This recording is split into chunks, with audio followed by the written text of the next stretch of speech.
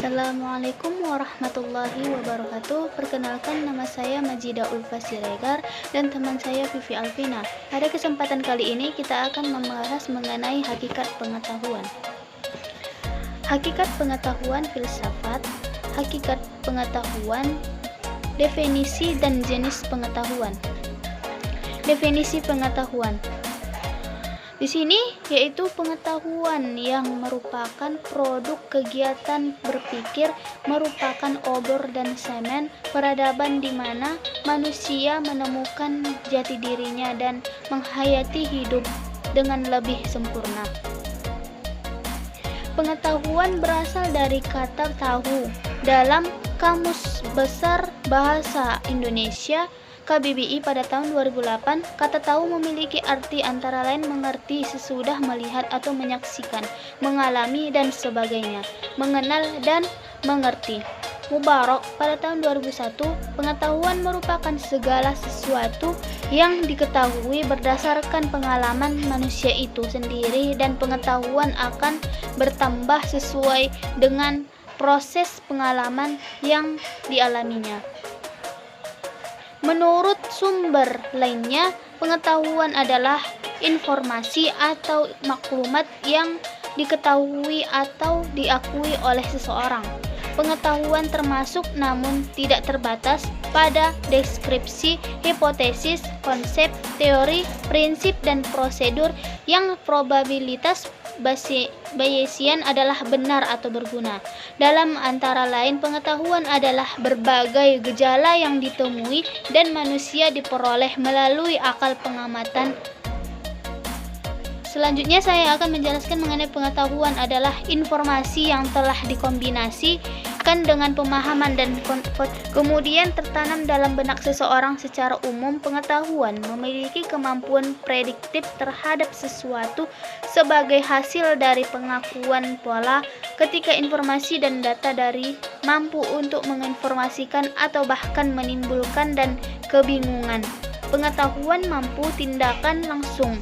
Ini adalah apa yang disebut potensi menindaki. Pada dasarnya, pengetahuan manusia terbagi beberapa macam. Di antaranya yaitu 1. Pengetahuan sains atau scientific knowledge. Objek yang dapat diteliti oleh pengetahuan sains hanyalah objek empiris sebab ia harus menghiasi ikan objek empiris. Baiklah, selanjutnya akan dilanjutkan teman saya yaitu Vivi Alvina.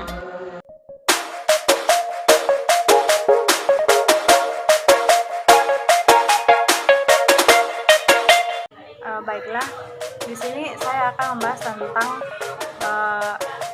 perbedaan antara ilmu dan pengetahuan. Yang sebelum kita mengetahui apa itu perbedaan antara ilmu dan pengetahuan, maka kita harus mengerti dulu apa itu ilmu dan pengetahuan. Ilmu adalah sekumpulan pengetahuan yang telah teruji kebenarannya dan disusun secara sistematis berdasarkan dengan metode ilmiah. Sedangkan pengetahuan adalah informasi akan suatu kejadian yang belum teruji kebenarannya. Pengetahuan memiliki jangkauan yang sempit, karena dalam pengetahuan kita hanya tahu saja tanpa mengerti bagaimana dan mengapa sesuatu terjadi. Misalnya, pengetahuan bahwa atom tersusun dari bagian lain yang lebih kecil. Di sini kita tidak tahu apa itu bagian terkecil dan bagaimana susunan atom tersebut. Namun, ilmu memiliki jangkauan yang lebih luas, karena ilmu menguji dan juga meneliti segala sesuatu.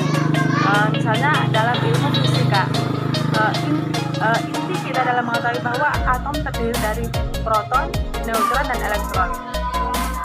Ilmu juga mengetahui bahwa elektron memiliki tekanan energi yang berdampak pada sifat fisik atom tersebut.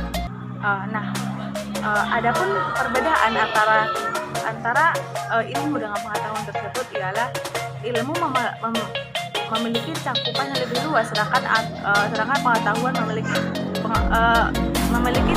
jangkauannya masih sempit. Yaitu seperti tadi kan menyusun atom. Ilmu itu menyusun atom, kita harus mengetahui dulu neutron, proton, dan elektron. Sedangkan pengetahuan kita cuma mengetahui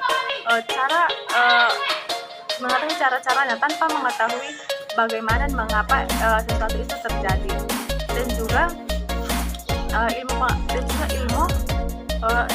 ilmu sudah terbukti kejelasannya, sedangkan pengetahuan belum teruji kebenarannya. Adapun 3 aspek yang melandasi ilmu pengetahuan yaitu antara lain aksiologi, ontologi, dan epistemologi. Kita akan membahas tentang satu persatu dari yang 3 tersebut. Pertama, ontologi, yaitu membahas objek sains, macam-macam pengetahuan dan struktur sains. Ontologi merupakan ilmu yang membahas tentang hakikat yang ada dengan berdasarkan logika semata. Contohnya dalam pelajaran pendidikan agama Islam, membahas tentang berbagai macam pengetahuan, diantaranya adalah bagaimana sikap murid terhadap guru, sikap guru terhadap murid, sikap murid dan guru terhadap ilmu pengetahuan, perkembangan tarekat, dan sahabandiah. Adapun epistemologi antara lain membahas sumber pengetahuan manusia, metode memperoleh pengetahuan, dan ukuran kebenaran dalam sains. Contohnya dalam mata pelajaran pendidikan agama Islam merupakan pelajaran yang diambil dari Al-Quran dan kitab lainnya sesuai pengetahuan yang ada. Sebagaimana pada pembahasan sikap terhadap guru, itu juga sudah banyak diterangkan pada kitab Ta'limul Muta'alim dan kitab lainnya mengenai sopan santun. Dan yang ketiga tentang aksiologi, yaitu membahas soal nilai dalam sains. Dalam arti, apakah sains itu harus netral atau bebas nilai, atau harus terikat oleh norma baik agama ataupun filsafat. Contohnya masih dalam mata pelajaran pendidikan agama Islam, yaitu tentang membahas tentang sesuatu hal yang dilakukan dalam kehidupan sehari-hari, seperti halnya bagaimana kita harus bersikap baik terhadap lingkungan, bagaimana sikap kita terhadap guru, kita sebagai murid terhadap guru, semua itu termasuk etika yang harus dijaga dengan baik. Juga merupakan norma kesusilaan dan norma agama.